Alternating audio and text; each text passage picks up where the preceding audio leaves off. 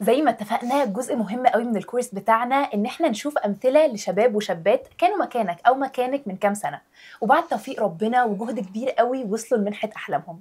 فمعانا النهارده مثال لبنت انا فخوره جدا جدا بيها، وهي مايا. عامله ايه مايا؟ الحمد لله. انت عامله ايه؟ كله تمام. الحمد لله. مايا خدت واحدة من أصعب المنح حول العالم، وهي منحة GKS في كوريا الجنوبية. وعايزة أقول لكم إن مايا بجد حد استثنائي جدا، وكنت حريصة إنها تكون معانا النهاردة.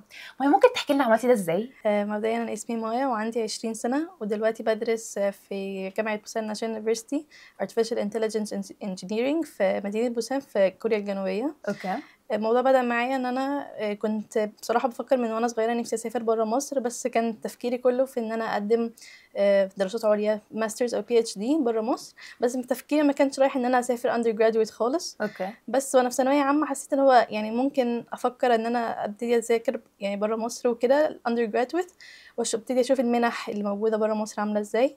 فأنت بدأتي من ثالثة ثانوي تدوري على الحاجات دي؟ في النص، يعني اعتقد في النص بتاع تاني ثانوي التاني من بعد الاجازه بتاعت نص السنه. أوكي. بس وبعديها ابتدينا ندور. الاول كنت بصراحه كان يعني انا كنت بحب السبيس، اي حاجه ليها علاقه بالسبيس وكده. في نفس الوقت برضو كان نفسي يكون الميجر بتاعي ليه علاقه بالروبوتكس، فكان عندي اختيارين، يا اما اسافر يا اما ادرس اير سبيس انجينيرنج او حاجه ليها علاقه بالارتفيشال انتليجنس. أوكي. فكنت اتجاهي كله في الاول رايح لامريكا ومنح امريكا، وابتديت ادور على كذا منحه. بس المشكله ان ما كانش فيه زي حكومه، يعني منحه حكومه او كده. كان لازم اعمل انا اقدم تبع الجامعه نفسها واشوف هيدوني منحه يعني ولا لا.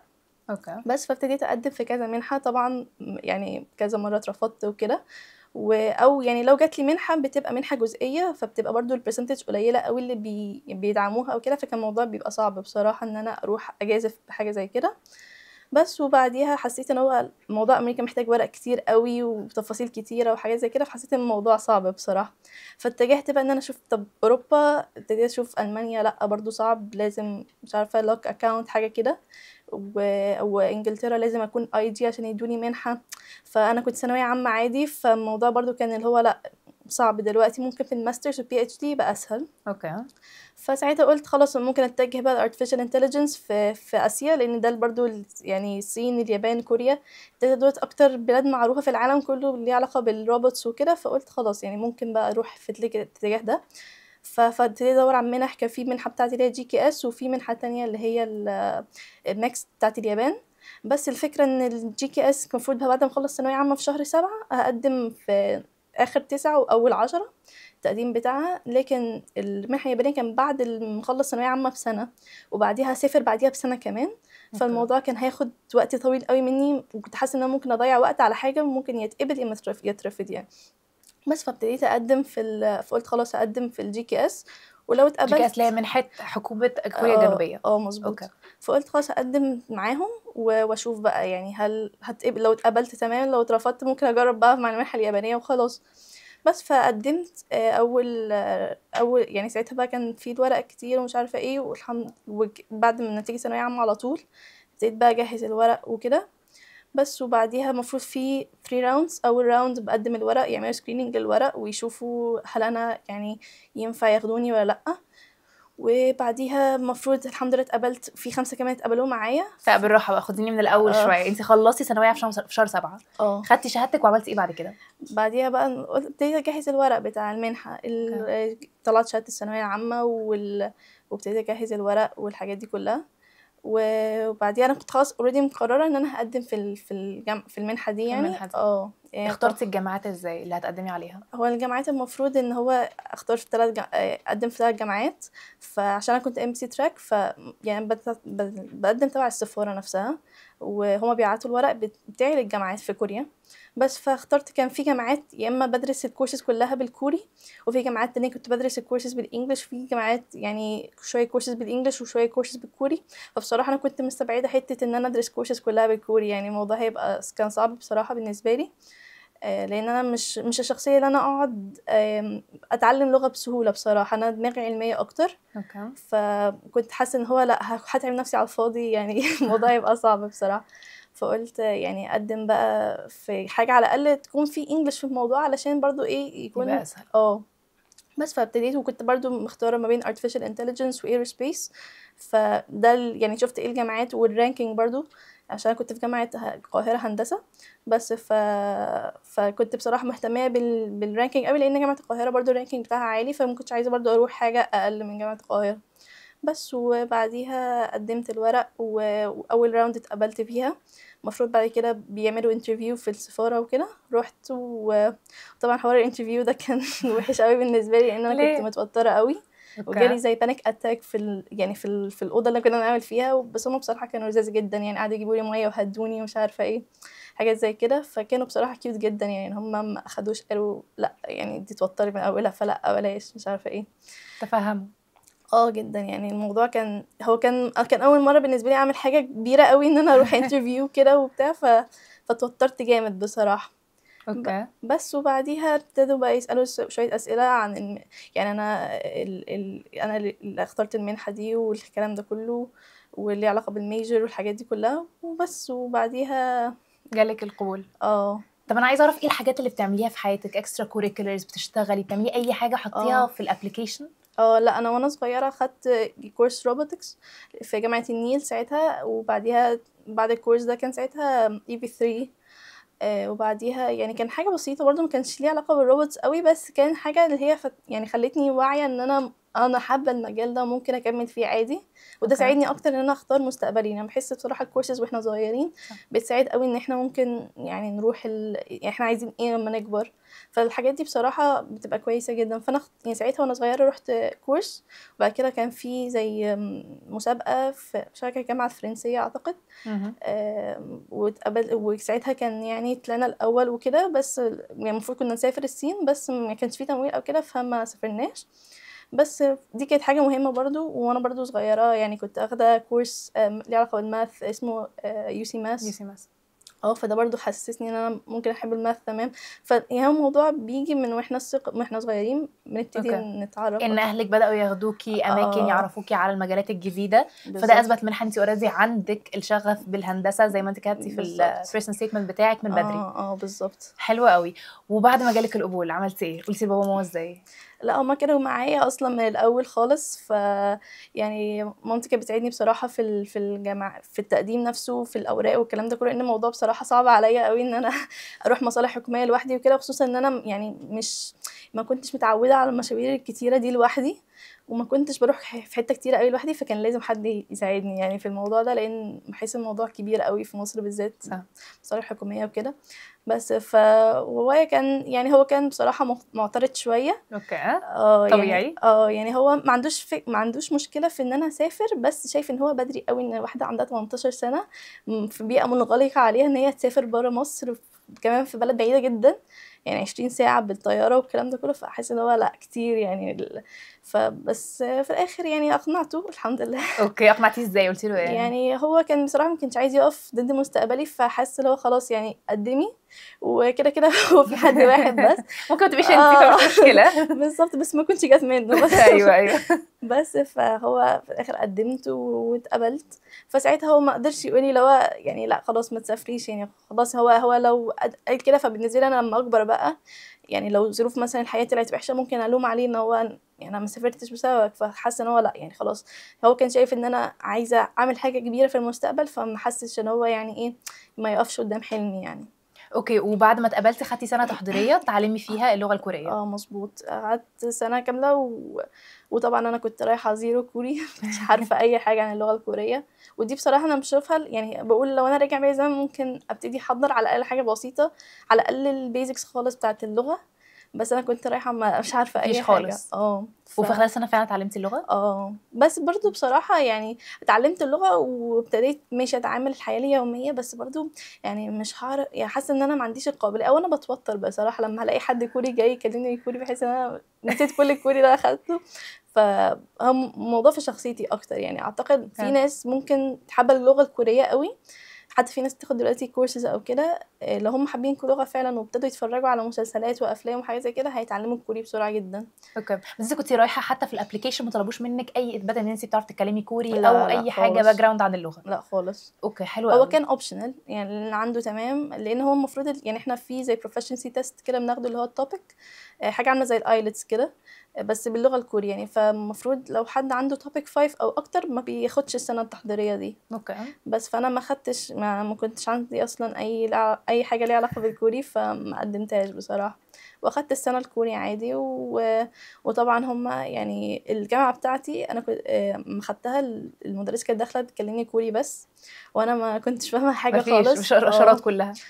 وساعتها انا رجعت، انا فاكره اليوم ده قعدت اعيط لمامتي، لا انا مش، الموضوع صعب قوي عليا ان انا افهم هما هيقولوا لي ايه، يعني اللي هو انتوا طالبين مني ان انا اتكلم، وكل اللي معايا في كلاس يعني عندهم فكره بسيطه عن الكوري فمتجاوبين معاها، انا ما فيش خالص. فالموضوع كان صعب بصراحه في الاول، بس يعني ابتديت يعني اتعلم انا شويه مش عارفه ايه. ابتديت احاول الكتب اللي معايا اذاكرها، اذاكر الفوكابلري، الحاجات دي كلها علمتني واحده واحده، بقيت خلاص فاهمه يعني. على ليفل 4 مثلا، اخدت 4 ليفلز، على ليفل 4 خلاص بقيت فاهمه المدرسه بتقول ايه، كل الكلام الحاجات دي كلها. بس هما برضو طبعا يعني بيتكلموا بسهوله اكتر من الواقع، لان في الواقع هما بيتكلموا بسرعه جدا وكده، فبرضو ستيل بحس ان انا بعلق معاهم في حاجات كده. اوكي. وبعد ما خلصتي السنه التحضيريه رجعتي هنا وبعدين سافرتي تبداي دراسه ولا بداتي على طول؟ لا اخدت بصراحه يعني، انا كنت عايزه اخد اجازه، فروحت قعدت 3 اسابيع بالظبط، سافرت في اخر واحد خالص. اوكي. بس هو كان تبع الاجازه يعني. انا ساعتها اخدت البروفيشنسي تيست، لان دي حاجه لازم اخدها، بتاع اللي هو التوبيك اخدته، كان لازم الميجر بتاعي لازم توبيك 4. فبصراحه برضو الحوار ده كان موترني جدا، لان كانت يعني لغه اول مره اعرفها، وكان لازم هتجيب ليفل 4 ده اللي هو زي انترميديت كده، في مش لا ادفانسد ولا بيجنر، فالموضوع كان صعب بصراحه. فبس يعني ذاكرت الحمد لله وجبته. وبعديها بقى خلاص يعني سافرت الاجازه بتاعت مصر، وقلت اخد بريك كده شويه وابتدي يعني استعيد طاقتي بقى الهندسه والحاجات دي كلها. اوكي. فقعدت 3 اسابيع في مصر، وبعد كده سافرت تاني. ولسه راجعه وهتسافري بكره تبداي اه السنه الجديده. ان احنا شاء الله. لحقناها بالظبط قبل ما تسافر على طول الحمد لله. طيب انا عايز اسالك على حاجه، الحياه هناك في السنه ونص اللي انت عشتيها دول مم. غيروا فيكي ايه؟ والله هو يعني مبدئيا انا عرفت اتعامل مع نفسي، فهمت نفسي اكتر. طبعا هنا يعني لو انا عطلت في حاجه هلاقي كذا حد يساعدني، هناك لو انا وقعت في مشكله خلاص لازم انا هتحط في الموقف ان انا لازم هساعد نفسي بنفسي، محدش هيجي يعمل لي حاجه. فابتديت بقى اتعلم المسؤوليه هناك، وان انا شايله مسؤوليه نفسي، واعرف ازاي انظم وقتي، ولازم طبعا اوازن ما بين الجامعه والحياه بتاعتي انا بقى، الاكل الحاجات دي كلها، ولازم اهتم بنفسي لان محدش هيهتم بيا. وطبعا بقى طبعا الموضوع بيبقى رخم برضو بصراحة شوية. لما هتعب مثلا لازم انا هشيل نفسي، محدش هيبقى فاضي قوي ان هو يجي يشوفك انت، كل ما يحب يبقى ملهي في حياته قوي، فلازم هتتعاملي انت لوحدك، هتتحطي في موقف اللي هو انت تتعاملي انت لوحدك بس. ايه تاني؟ يعني الاعتماد على النفس، اكتشفتي اي حاجه في نفسك جديده عيب او حاجه كويسه؟ والله هو انا ابتديت اتعود ان انا لازم هبسط من غير ناس، يعني مش لازم استنى حد علشان اقضي وقت حلو، لا عادي ممكن بقيت اعرف انا ببسط نفسي لنفسي ازاي. يعني ممكن مثلا ابقى زهقانه انزل اتمشى في الشارع بالليل، اسمع موسيقى، اروح اعمل شوبينج، بقيت احب اعمل شوبينج. وانا مع اني كنت بكره الشوبينج زمان، بس دلوقتي لا بقيت احب انزل زهقانه اروح اعمل شوبينج، حاجات زي كده. وابتديت اتعرف على الناس بسرعه اكتر، يعني هنا كان صعب شويه بصراحه ان انا اتعرف على ناس، كنت شخصيه اللي هو بحس بصعوبه لما باجي اتعامل مع الناس او اتعرف او كده. دلوقتي خلاص بقى يعني لما بقابل حد طبعا لازم هتتعرفي على اي حد عشان تمشي حياتك، عشان ما تفضليش قاعده منغلقه قوي. فدي برضو كانت حاجة يعني. أنا قعدت أول 6 شهور يعني عندي معارف كتيرة، بس ما كانش في صحاب اللي هو إيه أخرج معاهم مش عارفة إيه، في حين إن الجنسيات التانية اللي حواليا كانوا لا عارفين ناس كتيرة وبيخرجوا معاهم وكده. فأنا كنت حاسة إن هو برضو إيه، من أنا وحدانية شوية. الموضوع ده بقى لما عيني خلاص بقيت أتعرف على ناس كتيرة، أي حد معدي أتعرف عليه. طيب الفاسيلتيز اللي موجوده في الجامعه هل هي مختلفه عن الفاسيلتيز اللي كنتي تدرسي بيها هنا؟ المعامل، البروفيسورز، اي لابراتوريز موجوده؟ هو بصراحة أنا في هندسة القاهرة يعني ما لحقتش قوي اتعامل مع الفاسيلتيز الموجودة، بس وحتى هنا برضو في كوريا ما اتعاملتش قوي، لسه كان أول سمستر بالنسبة لي، فكان مجرد إن احنا نروح لاب كمبيوتر، حاجات زي كده، بس لسه برضو ما اتعاملتش مع لابس قوي. بس بصراحة يعني في الميزة عندي في الجامعة يعني من الحاجات اللي بحبها جدا في الجامعة عندنا مكتبة كبيرة هناك، دي بصراحة بحب أذاكر فيها على طول، وبتلاقي ناس يعني هناك كتيرة كوريين قاعدين سهرانين بالليل، فتحسي ان انت هتتشجعي ان انت تقعدي تسهري احسن من ان انا برضه افضل قاعده بذاكر في الاوضه لوحدي. فدي بقت مكان اللي انا حرفيا لاجئه فيه، يعني بذاكر اي وقت فيه بروح المكان ده. اوكي، والمنحه بتتكفل بكل حاجه؟ يعني مظبوط. تذاكر الطيران، مصاريفك الشخصيه، الاقامه في اوضه لوحدك؟ لا المنحه هي بتتكفل بالمصاريف الجامعه، اوكي. والتذاكر الطيران اول مره بس واخر مره، في النص هما مالهمش اوكي، دعوه انت تسافري تنزلي ازاي. كام مره؟ ساعتها بقى هما بيدوني زي كل شهر كده منحه، انا بصرف منها، اتصرف في الايجار بتاع البيت، المصاريف انا الشخصيه، التامين، كل الكلام ده هيبقى عليا انا. وبتكفي المصاريف دي؟ بتكفي بصراحه يعني. بس هو الموضوع يعني هو الاحسن ان انا اقعد في الدورم. بس بصراحه يعني اول فتره واجهت مشكله مع الروميتس، ما كانش فيه زي عندنا الاوبشن ان احنا نقعد لوحدينا في الاوضه. فالموضوع بصراحه يعني بالنسبه لي ما كانش مريح ان انا اقعد مع حد ما اعرفوش ولازم اتاقلم على حياته، وخصوصا ان هو برضو الاجانب بيبقوا مختلفين عننا في حاجات كتيره جدا. فبصراحه ما ارتحتش في حوار الروميتس. فاول ما حوشت فلوس قررت اطلع بره اقعد لوحدي. وخدت القرار؟ بصراحه يعني هو الموضوع كان صعب في الاول ان انا برضو اعيش لوحدي، لان ما اتعودتش ان انا اعيش لوحدي خالص. حتى في الدورم على الاقل في حد معاكي في الاوضه، مونسك يعني. والمبنى نفسه هتقابلي ناس رايحه، هتقابلي ناس جايه، هتتعرفي على ناس. فبالنسبه لي كنت عايشه وسط مجتمع، لكن لما انقل الاوضه لوحدي ده خلاص بقى يعني انعزلت تماما.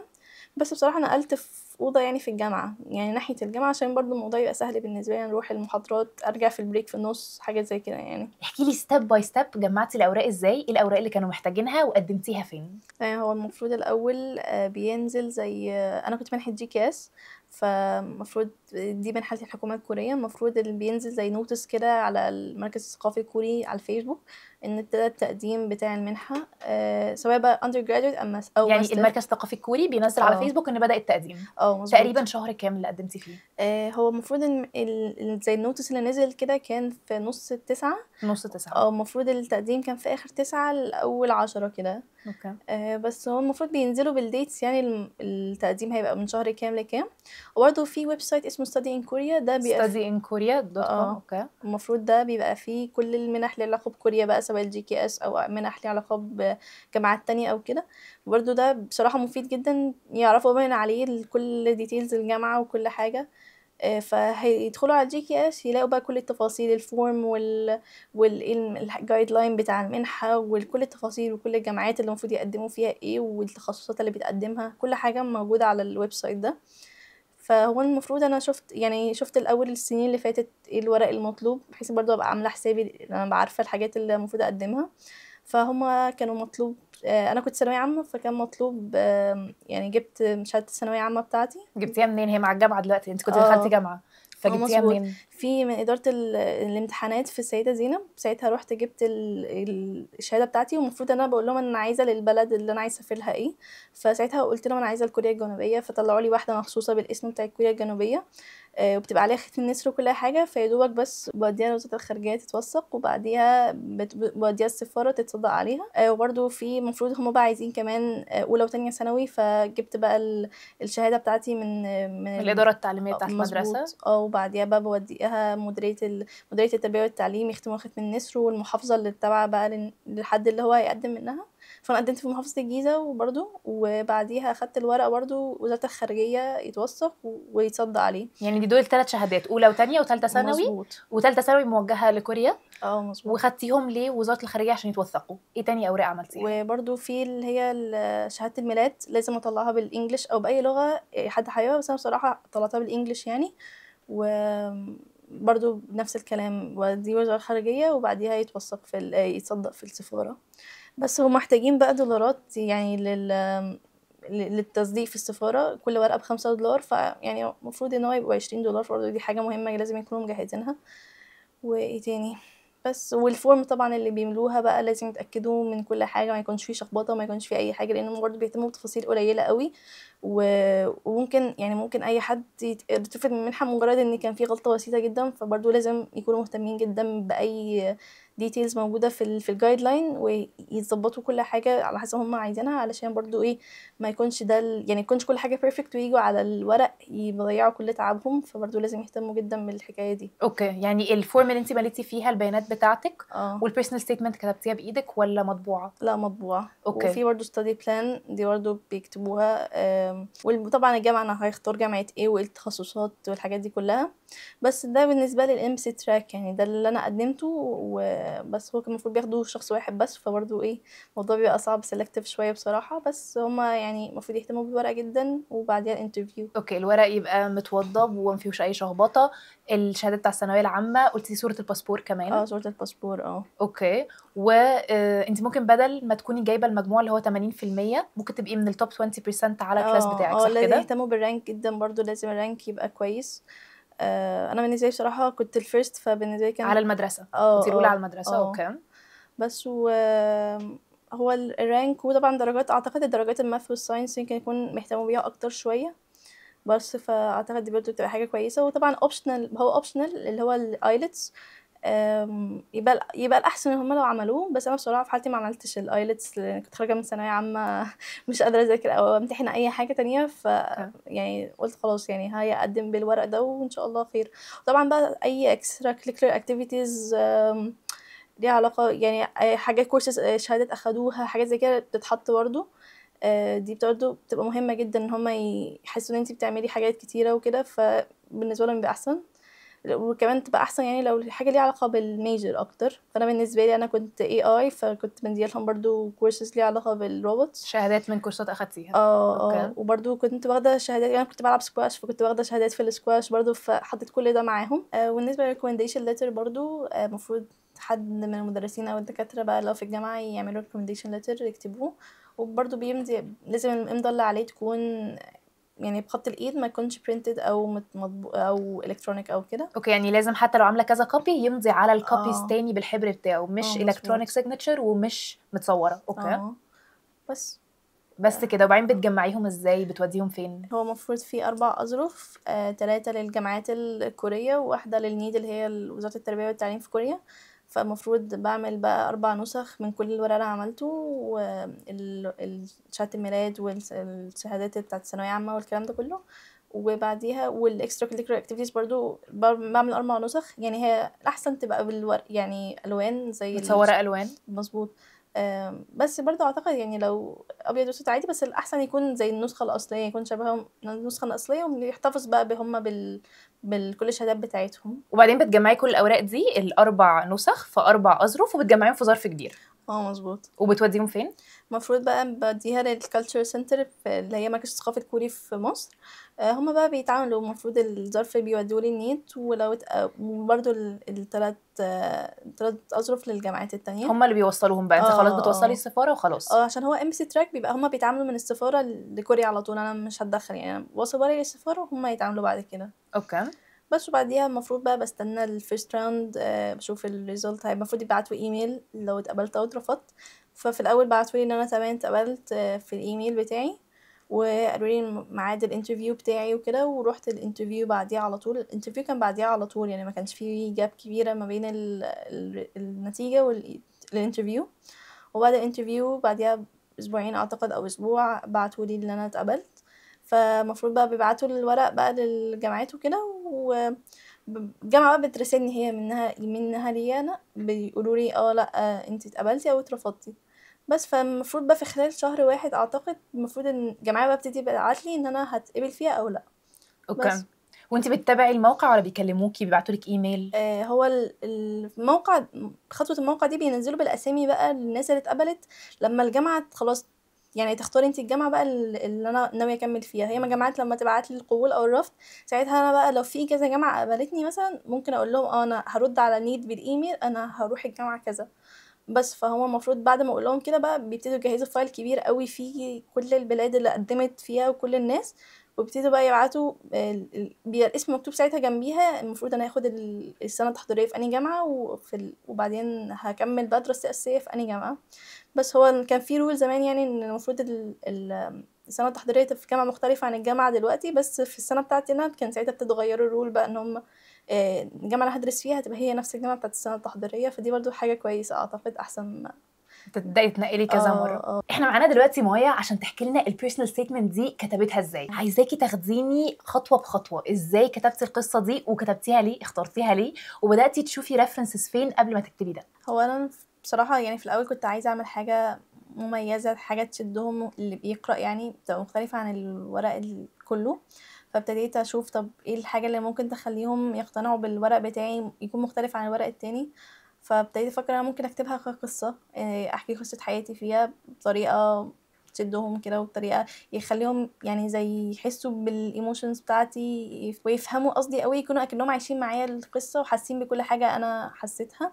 فابتديت بقى، وابتديت برضه اشوف على جوجل عادي، اعمل سيرش person statement examples، قعدت اشوف حاجات كتيره. فبس اخدت افكار من كذا حاجه، وابتديت انا يعني زي اعمل brainstorming كده واشوف ايه اللي انا ممكن اطلعه. وانا من زمان بصراحه كنت يعني الموضوع كان بيبقى باخده على اعصابي قوي، حته ان انا الرانك بتاعي يطلع الفيرست اطلع السكند. لدرجه ان وانا صغيره بصراحه لو كنت طلعت سيشن فيرست او كده كنت بتضايق قوي، وممكن الموضوع يوصل ان انا اعيط وحاجات زي كده. فالموضوع كان ستريسفul قوي بالنسبه لي. فدي كانت حاجه يعني حاسه ان هي ممكن يعني ان هي يحسوا انا قصدي ايه بان انا اقعد احكي لهم ان انا بالنسبه لي ده كان كابوس وانا صغيره، انا نقصت كذا ربع درجه مثلا على حاجات زي كده. فكنت حاسه لو انا كتبت لهم حاجه زي كده اكيد هيحسوا هو انا ان انا يعني لو رحت هناك مش هتدلع مثلا او مش هستهتر بالموضوع، لا هيحسوا ان انا هبقى جديه بصراحه، وان انا هعمل كل اللي اقدر عليه ان انا يبقى الرانك بتاعي حلو قوي، وان انا الجي بي اي بتاعي برضه يبقى حلو، وان انا اكيد هفيد كوريا بطريقه ما يعني. بس فابتديت بقى احكي عن قصتي وانا صغيره، وان انا ما كنتش بحب اطلع اي رانك غير الفيرست وكده، وان الموضوع بالنسبه لي كان رخم قوي ان انا لازم ابقى متضايقه لو انا طلعتش الفيرست وحاجات زي كده. بس وابتديت كده احكي لهم بقى عن هندسه، وان انا يعني بحب هندسه جدا، وان هي هندسه عباره عن مايند سيت بالنسبه لي، حاجات يعني زي يكون عندي سكيلز مثلا وبحاول اطلعها في ميجر معين، فهي هندسه هي اللي هتخلي السكيلز بتاعتي تشتغل اكتر زي problem solving والحاجات دي.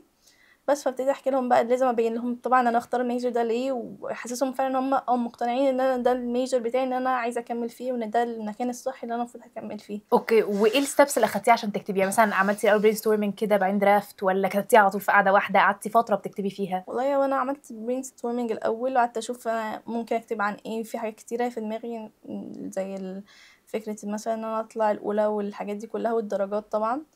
فبصراحه حسيت ان هو يعني ممكن حوار الدرجات ده يكون احسن اكتر، لان هو ده اللي هيخليهم يقتنعوا ان انا هروح هناك هجتهد، مش رايحه هناك مجرد ان انا ازور بلد وخلاص ويعني مش هتفسح. بالظبط اوكي.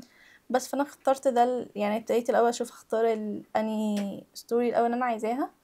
بس وبعديها ابتديت بقى اشوف الاكزامبلز اللي على الانترنت، واشوف ايه اللي ممكن ينفع، وابتديت اعرف مثلا personal statement عباره عن ايه اصلا والحاجات دي كلها. فابتديت امشي بقى مع ستيب باي ستيب كده، اشوف الحاجات اللي انا عايزاها. وبرده بصراحه مدرسه الانجليش بتاعتي ساعدتني، فدي كانت حاجه لذيذه يعني. انا فخوره جدا بيكي، يعني بتتكلمي ميرسي. كانك واحده عندك 27 28 سنه استقلت بحياتها، بقالها كام سنه بتشتغل. فخوره جدا جدا بيكي، وثانك يو ان انت ميرسي. اتكلمتي على كل الحاجات دي وشاركت معانا، وشكرا ان انت استثنائيه بالشكل ده. ميرسي. ميرسي جدا يا مايا. ميرسي.